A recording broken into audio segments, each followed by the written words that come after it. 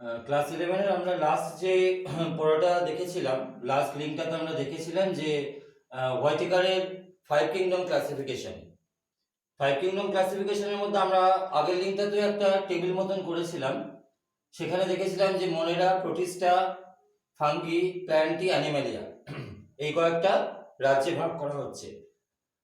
আজকে আমরা আলোচনাটা শুরু করব পার্টিকুলারলি একটা রাজ্য নিয়ে। এটা একটা বৃহৎ রাজ্য, রাজ্য মনেরা, যেটাকে আমরা অনেক সময় প্রোক্যারিওটাও বলে থাকি, অর্থাৎ আদিম কোষ রাজ্য মনেরা। যদিও একটা ক্লাসের মধ্যে এই টোটাল রাজ্য মনেরা সম্পর্কে ডিসকাশন করাটা সম্ভব নয়, আমি দুটো পার্টে আলোচনাটা করব। তার মধ্যে প্রথমে আমি আসছি যে রাজ্য মনেরার বৈশিষ্ট্য কি। এটা কিন্তু আমাদের প্রিভিয়াস চ্যাপ্টারের বিষয়। ওখানে আমরা মনেরার বৈশিষ্ট্যগুলো দেখেছি যে রাজ্য মনেরা মানে হচ্ছে এককোষী, আণুবীক্ষণিক, যার নিউক্লিয়াস সুগঠিত নয়, যেটাকে আমরা নিউক্লিয়েড বলি। আমরা দেখেছি যে রাজ্য মনেরার অন্তর্গত যে সমস্ত জীবসমূহ রয়েছে তাদের কোনো গ্যামেট তৈরি হয় না, তারা অযৌন জনন পদ্ধতিতে বংশবিস্তার করে, তাদের কোষ বিভাজনের সময় কোনো বেমতন্তু গঠিত হয় না, তাদের কোষপ্রাচীরের মূল উপাদান মিউকোপেপটাইড বা পেপটাইডোগ্লাইকান, কোনো কোষ পর্দাবেষ্টিত অঙ্গাণু দেখতে পাওয়া যায় না। সুতরাং রাজ্য মনেরার বৈশিষ্ট্য এটা পূর্ব আলোচিত। এখন প্রশ্ন হচ্ছে রাজ্য মনেরার মধ্যে কতগুলো ডিভিশন বা ভাগ রয়েছে। এই সবটা আমরা দেখে রাখছি। এই সবটা কিন্তু টেক্সট বইতে এরকম ভাবে থাকবে না, কিন্তু আমি একবারে সবটাকে অ্যাট এ গ্ল্যান্স দেখানোর জন্য বোর্ডে এটা করা রয়েছে। আর্কিব্যাকটেরিয়া, ইউব্যাকটেরিয়া, মাইকোপ্লাজমা, রিকেটসিয়া, অ্যাক্টিনোমাইসিটিস এবং স্পাইরোকিটস। এই লিঙ্কটাতে আমরা আলোচনা করব আর্কিব্যাকটেরিয়া এবং ইউব্যাকটেরিয়া সম্পর্কে। তাও বলে রাখছি, ইউব্যাকটেরিয়ার মধ্যে যে ব্যাকটেরিয়া অংশটা রয়েছে সেটাকে নিয়ে বিস্তারিত আলোচনা, বেশিরভাগ আলোচনা ব্যাকটেরিয়াটাকে নিয়ে।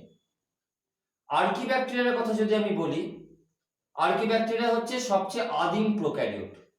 রাজ্য মনেরা তো প্রোক্যারিওট, তার মধ্যে সবচেয়ে আদিম হচ্ছে আর্কিব্যাকটেরিয়া, যেটাকে কার্ল উজ, যেটা আমরা আগের চ্যাপ্টারে বলেছিলাম ডোমেন, কার্ল উজ 3টে ডোমেনের কথা বলেছিলেন। এই আর্কিব্যাকটেরিয়াকেই উনি আর্কিয়া বলেছিলেন। আর্কিব্যাকটেরিয়া বা আর্কিয়া সবচেয়ে আদিম প্রোক্যারিওট। এই আর্কিব্যাকটেরিয়ার মধ্যে আমরা 3টে ডিভিশন পাচ্ছি, সাব ডিভিশন পাচ্ছি 3টে। একটা হচ্ছে মিথানোজেন, নামটা শুনেই কিছুটা আন্দাজ করতে পারছো যে মিথেন প্রস্তুত করে অবায়োজীবী জীব। বিভিন্ন রকমের গৃহপালিত যেমন গরু বা মোষ ইত্যাদি তাদের পাকস্থলীতে থাকে, গোবর গ্যাসের মধ্যে মিথেন থাকে। সেই মিথানোজেন অবায়োজীবী এবং অটোট্রপস। হ্যালোফিল, হ্যালোফিল কথাটার অর্থ কি? অতিরিক্ত লবণ তারা সহ্য করতে পারে। হ্যালোফাইট মানে লবণাক্ত উদ্ভিদ যেমন, তেমনি হ্যালোফিল। আর ফাইনালি হচ্ছে থার্মো অ্যাসিডোফিল। এই প্রত্যেকটার কিন্তু দুটো করে ক্যারেক্টার আমাদের মনে রাখতে হবে এবং একটি করে উদাহরণ। এই থার্মো অ্যাসিডোফিল, থার্মো মানে কি? টেম্পারেচার, অর্থাৎ অধিক উষ্ণতা সহ্য করতে পারে, যেমন 80 ডিগ্রি সেন্টিগ্রেড তাপমাত্রা সহ্য করতে পারছে। আর অ্যাসিডোফিল মানে পিএইচ হচ্ছে 2, পিএইচ 2 মানে মাধ্যমটা হচ্ছে অ্যাসিডিক মিডিয়াম, অর্থাৎ সেই অ্যাসিডিক মিডিয়ামে তারা বেঁচে থাকতে পারে এবং অধিক তাপমাত্রা সহ্য করতে পারে। যে সমস্ত অণুজীব তাদেরকে আমরা থার্মো অ্যাসিডোফিলের মধ্যে ফেলছি। তাহলে থার্মো অ্যাসিডোফিল, হ্যালোফিল, মিথানোজেন, এই 3টে সাবডিভিশন কার আন্ডারে পড়ছে? আর্কিব্যাকটেরিয়ার মধ্যে পড়ছে। আর তার থেকে উন্নত হচ্ছে ইউব্যাকটেরিয়া। ইউব্যাকটেরিয়া উন্নত মানে কিন্তু আমি ইউক্যারিওটস বলছি না, যা এখানে দেখতে পাচ্ছ সবই প্রোক্যারিওটস, কিন্তু আর্কিব্যাকটেরিয়ার থেকে উন্নত ইউব্যাকটেরিয়া। আর ইউব্যাকটেরিয়ার মধ্যে দুটো ভাগ রয়েছে, একটা হচ্ছে ব্যাকটেরিয়া আর একটা হচ্ছে সায়ানোব্যাকটেরিয়া। ব্যাকটেরিয়া এবং সায়ানোব্যাকটেরিয়া। আজকের এই লিঙ্কটার আলোচনার বিষয় কিন্তু, মূল বিষয় কিন্তু ব্যাকটেরিয়া। তাও ব্যাকটেরিয়ার একটা পার্ট। এই অংশটার মধ্যে আমরা আলোচনা করব একটা আদর্শ ব্যাকটেরিয়ার গঠন, আমরা আলোচনা করব ব্যাকটেরিয়ার জনন। এছাড়াও ব্যাকটেরিয়ার বিভিন্ন অঙ্গসংস্থানিক ভাগ রয়েছে, ব্যাকটেরিয়ার পুষ্টিগত ভাগ রয়েছে, ভিত্তি করে ব্যাকটেরিয়ার ভাগ রয়েছে, ব্যাকটেরিয়ার উপযোগিতা রয়েছে, অপকারিতা রয়েছে, সেটা নেক্সট লিঙ্কে আমরা আলোচনা করব। তাহলে আজকে আমাদের আলোচনার বিষয়বস্তু কি, যে একটা আদর্শ ব্যাকটেরিয়া কোষের গঠন এবং প্রথমে বলে রাখি একটা কথা, আদর্শ ব্যাকটেরিয়া কোষের গঠন বলতে গেলে আমাদের প্রথমে মনে রাখতে হবে 1676 সালে বিজ্ঞানী, নেদারল্যান্ডসের বিজ্ঞানী লিউয়েনহক, তিনি কিন্তু প্রথম ব্যাকটেরিয়ার উপস্থিতি লক্ষ্য করেন। কিন্তু অ্যাকচুয়ালি ব্যাকটেরিয়ার নামকরণ করেন অনেক পরে 1828 সালে বিজ্ঞানী এহেনবার্গ ব্যাকটেরিয়ার নামকরণ করেন। আদর্শ ব্যাকটেরিয়া বলতে গেলে অবশ্যই প্রোক্যারিওট, অর্থাৎ তাদের কোষপ্রাচীর আছে। ব্যাকটেরিয়ার কোষপ্রাচীরের মূল উপাদান পেপটাইডোগ্লাইকান বা মিউকোপেপটাইড। আদর্শ ব্যাকটেরিয়ার মধ্যে নিউক্লিয়েড রয়েছে। আদর্শ ব্যাকটেরিয়া বিভিন্ন পদ্ধতিতে জনন সম্পন্ন করে, অঙ্গজ, অযৌন, যৌন। আদর্শ ব্যাকটেরিয়ার গায়ে গমনাঙ্গ থাকতে পারে, ফ্ল্যাজেলা, পিলি ইত্যাদি থাকতে পারে। সুতরাং আদর্শ ব্যাকটেরিয়ার বৈশিষ্ট্য বা আদর্শ ব্যাকটেরিয়ার গঠন এটা আমাদের কিন্তু একটু জানতে হবে। তবে একটা কথা বলে রাখি, যে আদর্শ ব্যাকটেরিয়া কোষের গঠন আলোচনা করো, এই ধরনের পুরো ডিটেল প্রশ্ন কিন্তু কাউন্সিল করে না। একাদশ শ্রেণীতে এরকম কোনো প্রশ্ন হয় না যে আদর্শ ব্যাকটেরিয়ার গঠন চিত্রসহ আলোচনা করো। আমাদের যেটা করতে হবে সেটা হচ্ছে কিছু বিষয়বস্তুটা আমাদের জানতে হবে সম্যকভাবে, কারণ টেক্সট বইতে অনেক বড় করে দেওয়া রয়েছে এবং তার মধ্যে থেকে যে প্রশ্নগুলো আসে, ছোটখাটো যে প্রশ্নগুলো আসে, সেইগুলোকে নিয়ে আমাদের আলোচনাটা করতে হবে। একটা আদর্শ ব্যাকটেরিয়া কোষের গঠনকে আমরা তিনটে অংশে ভাগ করতে পারি। একটা হচ্ছে কোষ আবরক, অর্থাৎ একদম বাইরের যে অংশটা।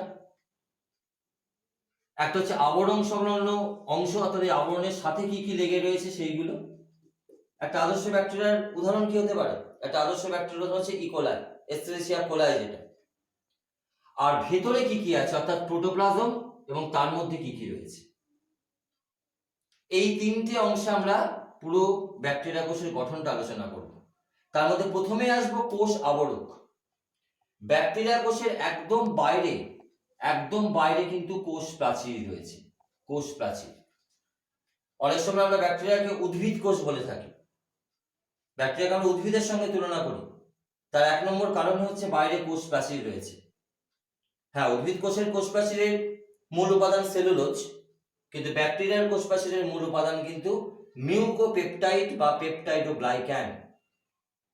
আর এই মিউকোপেপটাইড বা পেপটাইডোগ্লাইক্যান দু রকমের শর্করা দিয়ে তৈরি হয়। একটাকে বলি আমরা ন্যাক, NAG ন্যাক, একটাকে বলি ন্যাম, অর্থাৎ ন্যাক আর ন্যাম দু রকমের শর্করা দিয়ে তৈরি হচ্ছে। N অ্যাসিটাইল গ্লুকোসামাইন আর N অ্যাসিটাইল মিউরামিক অ্যাসিড। এটা কিন্তু নোট করতে হবে, এই কোশ্চেনটা কিন্তু আসতে পারে। ব্যাকটেরিয়ার কোষ প্রাচীরের মূল উপাদান তাহলে কি? মিউকোপেপটাইড বা পেপটাইডোগ্লাইকান। এটা important question, short type question. আর মিউকোপেপটাইডের মূল দুটো শর্করা কি? একটা হচ্ছে N অ্যাসিটাইল মিউরামিক অ্যাসিড আর একটা হচ্ছে N অ্যাসিটাইল গ্লুকোসামাইন, ন্যাক আর ন্যাম। এছাড়া এই কোষ প্রাচীরটাকে বাদ দিলে পরে, কোষ প্রাচীর মূলত কি করে? কোষটাকে বাইরের আঘাত থেকে রক্ষা করছে, একটা নির্দিষ্ট আকার আকৃতি দিচ্ছে, বাইরে কোনো প্রতিকূলতার সৃষ্টি হলে সেখান থেকে রক্ষা করছে ভেতরের অংশটাকে। কোষ প্রাচীরটাকে সরিয়ে দিলে ভেতরে কোষ পর্দা। ব্যাকটেরিয়া কোষের কোষ পর্দার একটা মূল বৈশিষ্ট্য হচ্ছে কোষ পর্দা মাঝে মধ্যে ভাঁজ হয়ে যায়, এরকম ভাঁজ হয়ে যায়, কোষ পর্দা। এই ভাঁজ অংশটাকে বলা হয় মেসোজোম বা কন্ড্রিয়ন। এই অংশটাকে অনেক সময় ব্যাকটেরিয়ার মাইটোকন্ড্রিয়ার সঙ্গে তুলনা করা হয়, যে এটিপি তৈরির সঙ্গে এই অংশটা জড়িত, এই ভাঁজ হয়ে যাওয়া অংশটা। কোষ প্রাচীর কিন্তু ভাঁজ হচ্ছে না, ভাঁজ হচ্ছে কোষ পর্দা, যেটাকে আমরা মেসোজোম বলছি। এটাও কিন্তু নোট করতে হবে, মেসোজোম কি, মেসোজোমের কাজ কি বা কাকে বলে, এই প্রশ্নটা কিন্তু ভীষণ ভীষণ ইম্পর্টেন্ট প্রশ্ন। এইরকম ছোট ছোট প্রশ্ন আসবে, পুরো গঠনটার প্রশ্ন আসবে না। ব্যাকটেরিয়া যখন ভেঙে যায় মাঝখান থেকে, তখন এই মেসোজোম সাহায্য করে, এটিপি তৈরিতে সাহায্য করে, শ্বসনের সঙ্গে সম্পর্কিত। আর কি রয়েছে? আর স্লাইম স্তর বা ক্যাপসুল, যেটা একদম বাইরে, একদম লাস্ট লেয়ার, স্লাইম স্তর, মানে বাইরে থেকে যদি ভেতরের দিকে ঢোকা যায়, প্রথমে স্লাইম স্তর বা ক্যাপসুল, তারপরে কোষপ্রাচীর, তারপরে কোষপর্দা। স্লাইম স্তর বা ক্যাপসুল হচ্ছে বাইরের একটা আবরণ, যখন অনুকূল পরিবেশ থাকে তখন সেটা নরম থাকে, তখন সেটাকে স্লাইম স্তর বলে।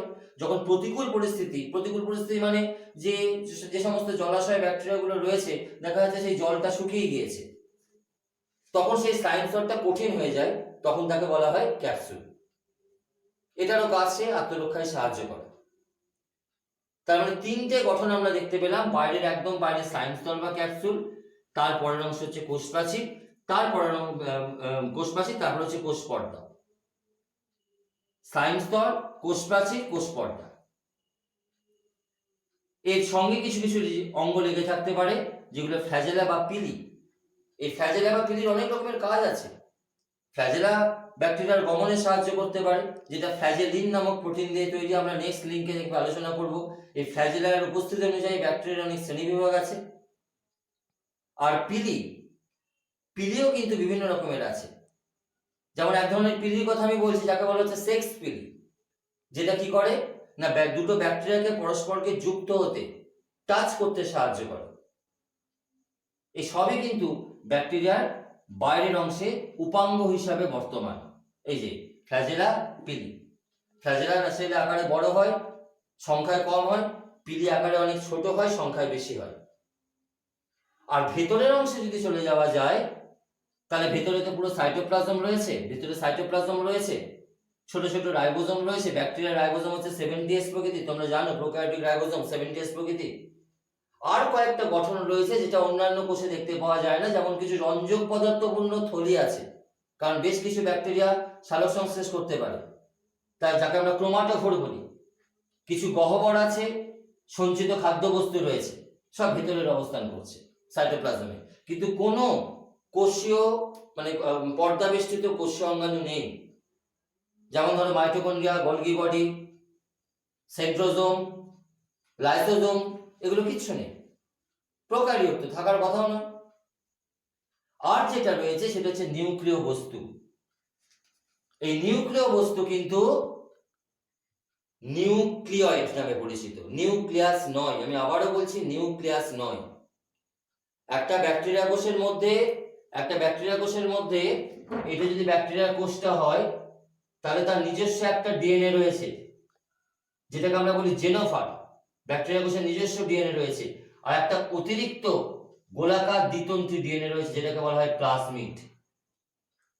ব্যাকটেরিয়ার ডিএনএ কে নিউক্লিয়াসকে নিউক্লিয়েট বলার কারণই হচ্ছে, প্রকৃত নিউক্লিয়াসে আমরা চারটে অংশ দেখতে পাই, নিউক্লিয় পর্দা, নিউক্লিওলাস, নিউক্লিওজালিকা, নিউক্লিওরস। সেটা কিন্তু এখানে নেই। এখানে শুধুমাত্র একটা নগ্ন ডিএনএ শুধুমাত্র ভাসমান অবস্থায় রয়েছে। এই গঠনটাকে বলা হচ্ছে জেনোফার। ব্যাকটেরিয়ার নিজস্ব ডিএনএ জেনোফার, আর এই অতিরিক্তটা হচ্ছে প্লাজমিড। একটা দ্বিতন্ত্রী গোলাকার ডিএনএ, এগুলো কিন্তু শর্ট কোশ্চেন আসে কিন্তু, যে প্লাজমিড কি, জেনোফার কি, সব 1 মার্কস বা 2 মার্কস এর কোশ্চেন। ডিটেইল কোনো বড় টাইপ কোশ্চেন এখান থেকে হয় না। তাহলে খুব সংক্ষেপে যদি আদর্শ ব্যাকটেরিয়া কোষের গঠনটা আমরা দেখি, তাহলে দেখতে পাচ্ছি কোষ আবরক, বাইরে ফ্ল্যাজেলা বা পিলি, এদের কাজগুলো একটু পড়তে হবে, ফ্ল্যাজেলা পিলির পার্থক্যটা একটু দেখে যাওয়া উচিত। এবং প্রোটোপ্লাজমের মধ্যে কি কি অংশ রয়েছে জাস্ট নাম কটা একটু দেখে রাখতে হবে। নিউক্লিয় বস্তুটাকে একটু ভালো করে পড়তে হবে। মানে হচ্ছে নিউক্লিয়েট কি, প্লাজমিড কি, এপিজোম কি, জেনোফার কি, এই ধরনের কিছু শর্ট টাইপ কোশ্চেন দেখতে হবে। পুরোটা যে লাইন বাই লাইন মুখস্থ করতে হবে বা মনে রাখতে হবে সেরকম কিন্তু ব্যাপার নয়। এই যাচ্ছে হচ্ছে একটা আদর্শ ব্যাকটেরিয়া কোষের গঠন। এইবারে আমরা চলে আসব ব্যাকটেরিয়ার জনন। এই ব্যাকটেরিয়ার জননটা সম্বন্ধে কিন্তু একটু খুব ভালো করে বুঝতে হবে, এবং বিভিন্ন পাঠ্য বইতে এই ব্যাকটেরিয়ার জননটা কিন্তু খুব ডিটেলে ব্যাখ্যা করা রয়েছে, যেটা একটু তোমাদের ক্ষেত্রে বোঝার ক্ষেত্রে সমস্যা তৈরি হতে পারে। সুতরাং ঘটনাগুলো খুব মন দিয়ে শুনবে।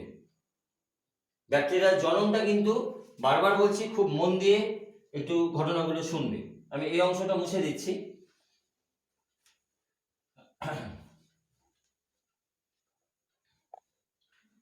ব্যাকটেরিয়ার জনন সাধারণত 3 রকম পদ্ধতিতেই হয়, অঙ্গজ, অযৌন এবং যৌন। অঙ্গজ পদ্ধতিতে ব্যাকটেরিয়ার জনন মানে কিছুই নয়, ব্যাকটেরিয়া রয়েছে, মাঝখান থেকে ভেঙে গেল, কোষ বিভাজন, দুটো ব্যাকটেরিয়া তৈরি হলো, যার জন্য দুটো যেহেতু তৈরি হচ্ছে তাই দ্বিবিভাজন, এটা একটা হতে পারে।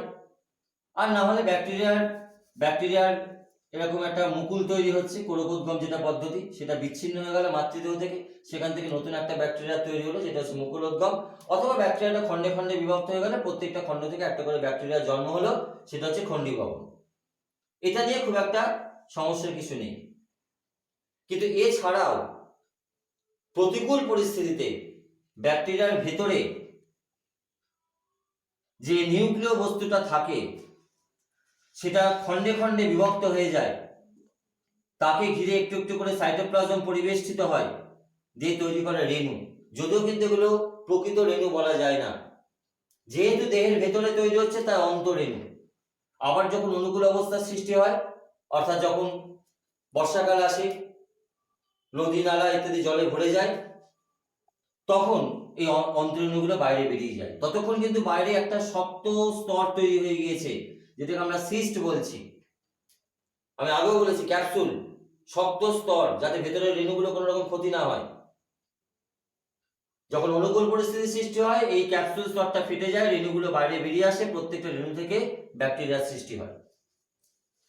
কনিডিয়া, গনিডিয়া, মাইক্রোসিস্ট, প্রত্যেকটা পদ্ধতি অযৌন জননের মধ্যে। এগুলো কিন্তু একটু একটু করে আমাদের এক লাইন করে উপরেও জেনে যেতে হবে। কনিডিয়া, গনিডিয়া এগুলো মনে হতে পারে ছত্রাকের ক্ষেত্রে, কিন্তু না, কিছু সরিপিলাকার ব্যাকটেরিয়া রয়েছে, সূত্রাকার ব্যাকটেরিয়া রয়েছে, সেই ব্যাকটেরিয়ার ক্ষেত্রেও কনিডিয়া তৈরি হয়। অর্থাৎ এক একটা খণ্ড দেহ থেকে বিচ্ছিন্ন হয়ে গিয়ে নতুন করে একটা একটা করে ব্যাকটেরিয়ার জন্ম দেয়। এক একটা খণ্ড এক একটা রেণু হিসেবে কাজ করছে, অযৌন জননের একক হচ্ছে রেণু। মাইক্রোসিস্টের ক্ষেত্রেও তাই, যে সেখানে ছোট ছোট সিস্ট টার্মটা তোমরা শুনে থাকবে, সিস্ট, খুব ছোট ছোট সিস্টের আকার ধারণ করে, সেইগুলো থেকে পরবর্তীতে নতুন ব্যাকটেরিয়ার জন্ম হয়। তবে হ্যাঁ, এগুলো কিন্তু এক একটা ব্যাকটেরিয়ার প্রজাতির ক্ষেত্রে এক একটা, একই ব্যাকটেরিয়ার মধ্যে সব রকম প্রসেস কিন্তু ঘটে না, ভ্যারিয়েশন আছে। আর মোস্ট ইম্পর্টেন্ট হচ্ছে যৌন জনন, ব্যাকটেরিয়ার যৌন জনন। এখান থেকে কিন্তু বহুবার প্রশ্ন এসেছে, ছোট প্রশ্ন এসেছে, 3 মার্কসের প্রশ্ন কখনো কখনো এসেছে। 3 রকম পদ্ধতিতে ব্যাকটেরিয়ার যৌন জনন ঘটে। একটা হচ্ছে কনজুগেশন বা সংশ্লেষ, রূপান্তর ভবন, ট্রান্সডাকশন। যদিও রূপান্তর ভবন বা ট্রান্সডাকশন এই দুটো পদ্ধতি তোমাদের ডিটেলে নেই, কিন্তু তাও বিষয়টা কি সেটা একটু জেনে যেতে হবে। আমি যার জন্য বারবারই একটা কথা বলছি, ব্যাকটেরিয়ার জনন এটা কিন্তু টেক্সট বইতে এতটাই ভাস্ট, এতটাই ডিটেলে দেওয়া রয়েছে, যেটা কিন্তু তোমাদের পক্ষে পড়াটা একটু কঠিন হয়ে দাঁড়াবে। এই যে কনজুগেশন পদ্ধতিটা, এই কনজুগেশন পদ্ধতিতে কি হয়? কনজুগেশন পদ্ধতিতে দুটো ব্যাকটেরিয়া পরস্পরের কাছাকাছি আসে। এই ব্যাকটেরিয়াতে তো জেনোফার আছে, মানে নিজস্ব ডিএনএ, তার পাশাপাশি নিজস্ব ডিএনএ রয়েছে, এই যে নিজস্ব ডিএনএ, তার পাশাপাশি দ্বিতন্ত্রী গোলাকার ডিএনএ, অর্থাৎ প্লাসমিড আছে। ব্লুটা প্লাসমিড, ব্ল্যাকটা হচ্ছে নিজস্ব ডিএনএ। আর এই ব্যাকটেরিয়াতে শুধুমাত্র দ্বিতন্ত্রী ডিএনএ রয়েছে, প্লাসমিড নেই। তাহলে যার প্লাসমিড নেই তাকে বললাম F মাইনাস। F কথাটা কেন দিচ্ছি? F কথাটা মানে হচ্ছে ফার্টিলিটি, F ফর ফার্টিলিটি। এই প্লাসমিডকে আমরা ফার্টিলিটি ফ্যাক্টর বলছি। যেহেতু এর নেই তাই F মাইনাস, আর যেহেতু এর আছে তাই সে কি হবে? F plus. দুটো ব্যাকটেরিয়া পরস্পরের কাছাকাছি এলো, কাছাকাছি আসার পর এই F প্লাসে একটা পিলি, এখানে আলোচনা করেছিলাম পিলি, সেই পিলি আস্তে আস্তে বড় হতে শুরু করলো, এবং এই F মাইনাসের পিলির সঙ্গে গিয়ে টাচ করলো, এবং আলটিমেটলি তাদের মধ্যে তৈরি হয়ে গেল একটা সংশ্লেষ নালী বা কনজুগেশন। স্টেপ বাই স্টেপ ঘটনাটা ঘটছে। তারপর এই যে প্লাসমিড ব্লু কালার, সেটা রেপ্লিকেশন হলো। রেপ্লিকেশন মানে কি? একটা থেকে দুটো হলো, অর্থাৎ এটা এই একটা ছিল, সেখান থেকে দুটো হলো। দুটো হওয়ার পর যেটা এক্সট্রা যেটা তৈরি হলো, সেইটা আস্তে আস্তে চলতে শুরু করলো এই সংশ্লেষ নালী দিয়ে, এবং ফাইনালি চলে এলো এইখানে, এবং চলে আসার পর আবার দুটো ব্যাকটেরিয়া পরস্পর থেকে বিচ্ছিন্ন হয়ে গেল। তাহলে আলটিমেটলি কি দাঁড়ালো? আলটিমেটলি যেটা দাঁড়ালো সেটা হচ্ছে এ তো F প্লাস ছিলই, মানে প্লাসমিড ছিল, এরও কিন্তু প্লাসমিড চলে এলো, অর্থাৎ এ F মাইনাস থেকে কি হয়ে গেল? F plus. ব্যাকটেরিয়ার এই যৌন জনন নিয়ে বিজ্ঞানীদের মধ্যে মতভেদ আছে, কারণ আমরা সাধারণত, তোমরা জেনে এসছো বা আমরা যেটা জানি যে জনন মানে হচ্ছে সংখ্যা বৃদ্ধি, কিন্তু এখানে কিন্তু সংখ্যা বৃদ্ধি কিন্তু ঘটলো না, যার জন্য অনেক বিজ্ঞানী কিন্তু ব্যাকটেরিয়ার এই জননটাকে যৌন জনন বলতে নারাজ। কারণ এখানে তো কোনো সংখ্যা বৃদ্ধি ঘটলো না, দুটো ব্যাকটেরিয়া ছিল, দুটোই থাকলো, কিন্তু কি দাঁড়ালো? এই ব্যাকটেরিয়াটার চরিত্র পাল্টে গেল, ক্যারেক্টারটা পাল্টে গেল। এই ব্যাকটেরিয়াটা ছিল F মাইনাস, হয়ে গেল F প্লাস, অর্থাৎ এই এর ক্যারেক্টার এর মধ্যে চলে গেল। এই যদি খারাপ হয়, এই ব্যাকটেরিয়াটা যদি ক্ষতিকর ব্যাকটেরিয়া হয়, এ ভালো ছিল হয়তো, কিন্তু এও এখন ক্ষতিকর হয়ে গেল। অর্থাৎ আমি বলতে চাইছি এই প্লাসমিডটার জন্যই এর ক্যারেক্টারটা এ পেয়ে গেল। তাহলে প্লাসমিড হচ্ছে একটা সংক্রমণ ডিএনএ, যার জন্য প্লাসমিডকে আমরা অনেক সময় এপিজোম বলতে পারি। প্লাসমিডকে আমরা অনেক সময় এপিজোম বলতে পারি, যেহেতু সংক্রমণ প্রকৃতি। অর্থাৎ এখানে যৌন জনন মানে কিন্তু সংখ্যা বৃদ্ধি নয়, ব্যাকটেরিয়ার যৌন জনন মানে হচ্ছে তার চরিত্রটা পাল্টে যাওয়া, নতুন বৈশিষ্ট্যের ব্যাকটেরিয়া চলে আসছে। আবার এমনও আছে, এমনই কিছু ঘটনা আছে যেখানে দেখা যাচ্ছে এই একটা ব্যাকটেরিয়া রয়েছে, তার নর্মাল ডিএনএ, কালোটা হচ্ছে তার নর্মাল ডিএনএ, অর্থাৎ যেটাকে আমরা জেনোফার বলছি। প্লাসমিডটা আলাদা নেই, এখানে আমার প্লাসমিডটা আলাদা, প্লাসমিড এর সঙ্গেই লেগে রয়েছে, তখন সেই ব্যাকটেরিয়াটাকে আমরা বলি HFR, high fertility factor, HFR। এবার প্রশ্ন হচ্ছে যে এরকম একটা HFR ব্যাকটেরিয়া, তার সঙ্গে যদি একটা F মাইনাস, অর্থাৎ যার শুধুমাত্র কি রয়েছে, শুধুমাত্র জেনোভারটা রয়েছে, প্লাসমিড নেই, তারা যদি পরস্পরের সংস্পর্শে আসে, কনজুগেশন ঘটায়, সংশ্লেষ ঘটায়, তাহলে কি দাঁড়াবে? তাহলে যেটা দাঁড়াবে সেটা হচ্ছে এর কিন্তু ক্যারেক্টার চেঞ্জ হবে না, কিন্তু এ চেঞ্জ হয়ে যাবে। কেন চেঞ্জ হয়ে যাবে?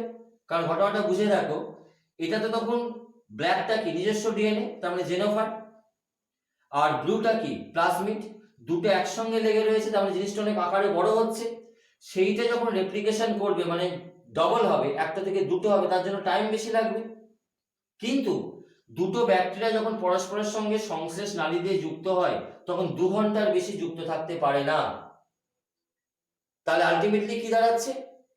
আলটিমেটলি এটা তৈরি হচ্ছে, কিন্তু তৈরি হওয়া শুরু হচ্ছে, যাওয়াও শুরু হচ্ছে। যখন যাচ্ছে তখন এই ব্ল্যাক পোর্শনটা সামনের দিকে আর ব্লু পোর্শনটা পেছনের দিকে থাকছে, মানে এটাই আরেকটা তৈরি হয়েছে, এটা যেমন আছে তেমন আছে, এটা আরেকটা তৈরি হয়েছে, যাচ্ছে, কিন্তু মাঝ রাস্তায় 2 ঘন্টা টাইম শেষ হয়ে যাচ্ছে, ভেঙে যাচ্ছে, সংশ্লেষ নালীটা ভেঙে যাচ্ছে। তাহলে এই ব্যাকটেরিয়ার কিছু কি লাভ হলো? এই যে ব্লু রঙের যে প্লাসমিড, সে কি তার মধ্যে এলো না? যেটা এলো সেটা হচ্ছে ব্ল্যাক, যেটা এসছে কিছুটা সেটা হচ্ছে ব্ল্যাক এসছে, তা ব্ল্যাক তো এর মধ্যে রয়েছে, এর তো এপিজোম রয়েছে, তাহলে এর ক্যারেক্টারে কোনো চেঞ্জ হলো না। কিন্তু এর ক্যারেক্টারে চেঞ্জ হয়ে গেল। কেন চেঞ্জ হলো? কারণ এরটা একটা ব্লু ছিল, অর্থাৎ প্লাসমিড ছিল, আবার একটা ব্লু হয়ে গেল, তার মানে এর মধ্যে কটা ব্লু হয়ে গেল? দুটো ব্লু হয়ে গেল। তখন HFR এর নাম কিন্তু পাল্টে হয়ে গেল F প্রাইম, এটার নাম পাল্টে কি হয়ে গেল? F prime. তার মানে এখানেও ক্যারেক্টার চেঞ্জ হলো, এখানে যেমন F মাইনাস থেকে F প্লাস হলো, এখানে সেরকম HFR থেকে F প্রাইম হলো। তাহলে প্রতি মুহূর্তে আমরা দেখতে পাচ্ছি যে ব্যাকটেরিয়ার ক্যারেক্টার চেঞ্জ হচ্ছে, কিন্তু ব্যাকটেরিয়ার সংখ্যাই বাড়ছে না। ঠিক একই রকম ভাবে আমরা রূপান্তর ভবন, এই কনজুগেশন পদ্ধতিটা প্রথম আবিষ্কার করেছিলেন বিজ্ঞানী জিন্ডাল ল্যাডারবার্গ, ইকোলাইয়ের উপরে পরীক্ষাটা করেছিলেন। আর রূপান্তর ভবনটা প্রথম বলেছিলেন বিজ্ঞানী ফ্রেডরিক গ্রিফিথ প্রথম রূপান্তর ভবনটা বলেছিলেন। এখানেও তাই, তিনি স্ট্রেপ্টোকক্কাস নিউমোনি এই ব্যাকটেরিয়ার উপরে পরীক্ষা করছিলেন। তিনি দেখলেন যে স্ট্রেপ্টোকক্কাস নিউমোনি ব্যাকটেরিয়া 2 রকমের হয়, একটা হচ্ছে R টাইপ, একটা হচ্ছে S type. R for rough মানে অমসৃণ, S ফর স্মুথ। এখানে একটা তোমাদের টেক্সট বইতে একটা ডিটেইল একটা পরীক্ষা দেওয়া রয়েছে ফ্রেডরিক গ্রিফিথ, এবং তার পরবর্তীতে সেই ফ্রেডরিক গ্রিফিথের উপর পরীক্ষাটার উপর বেস করে অ্যাভরি ম্যাকলিওড ম্যাকার্টির একটা পরীক্ষা। আমি কিন্তু আবারও বলছি, ডিটেইল পরীক্ষাটা কিন্তু 11 এ নেই, ওটা ক্লাস 12 এর বিষয়। ডিএনএ একটি জেনেটিক বস্তু প্রমাণে ওই পরীক্ষাটা আমাদের 12 ক্লাসে গিয়ে পড়তে হবে। কিন্তু এখানে আমি ছোট করে একটু বলে রাখছি যে রূপান্তর ভবন কথাটা মানে কি, যে রূপান্তরিত হওয়া, একটা থেকে আরেকটা রূপান্তরিত হওয়া। অর্থাৎ তিনি স্ট্রেপ্টোকক্কাস নিউমোনি নামক ব্যাকটেরিয়াকে নিয়ে পরীক্ষা করছেন। স্ট্রেপ্টোকক্কাস নিউমোনি দু রকমের হয়, একটা রাফ অর্থাৎ যার বাইরের দিকটা অমসৃণ, রাফ মানে অমসৃণ, আর এক ধরনের ব্যাকটেরিয়া হচ্ছে মসৃণ অর্থাৎ হালকা মসৃণ একদম। যে অমসৃণ সে কিন্তু রোগ সৃষ্টি করতে পারে না, আর যে মসৃণ সে কিন্তু রোগ সৃষ্টি করতে পারে। মসৃণের বাইরে একটা ক্যাপসুল আছে যার জন্য সে মসৃণ, আর যে অমসৃণ তার ক্যাপসুল নেই। ক্যাপসুল না থাকার জন্য সে যদি ইঁদুরের দেহের মধ্যে ঢুকিয়ে দেওয়া যায়, আর ব্যাকটেরিয়া যদি ইঁদুরের দেহের মধ্যে ঢুকিয়ে দেওয়া যায়, তাহলে ইঁদুরের কিন্তু কোনো রোগ হবে না। কারণ কি? কারণ ইঁদুরের যে শ্বেত রক্তকণিকারা আছে, যাদেরকে আমরা প্রহরী কোষ বলি, তারা কিন্তু এই আর ব্যাকটেরিয়াকে মেরে ফেলবে, ইঁদুরটার কোনো রোগ হবে না। কিন্তু এস ব্যাকটেরিয়া মানে কি? এস ব্যাকটেরিয়া মানে বাইরে কি রয়েছে? ক্যাপসুল আছে, মানে একটা যুদ্ধ করতে যাচ্ছে, তার বাইরে বর্ম পড়া আছে, তাহলে শ্বেত রক্তকণিকা তাদেরকে কোনো ক্ষতি করতে পারবে না এবং তারা কিন্তু ইঁদুরের দেহে বেঁচে থাকবে, ওই ইঁদুরের দেহে নিউমোনিয়া রোগ সৃষ্টি করবে। ফ্রেডরিক গ্রিফিথ এটাই দেখিয়েছিলেন তার পরীক্ষার মাধ্যমে যে একটা ক্ষতিকর ব্যাকটেরিয়া, একটা অক্ষতিকর, আর হচ্ছে অক্ষতিকর, এস হচ্ছে ক্ষতিকর, কিন্তু তাদেরকে যদি একসঙ্গে মিশিয়ে দেওয়া যায়, যে অক্ষতিকর অর্থাৎ যে রোগ সৃষ্টি করতে পারে না সেও ক্ষতিকর হয়ে যায়।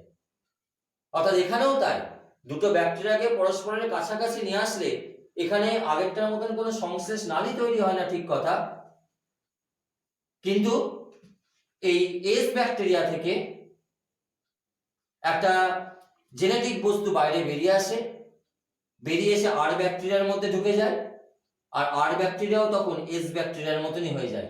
অর্থাৎ আর ছিল অক্ষতিকর, রোগ সৃষ্টি করতে পারছিল না, এখন সে রোগ সৃষ্টি করতে পারছে।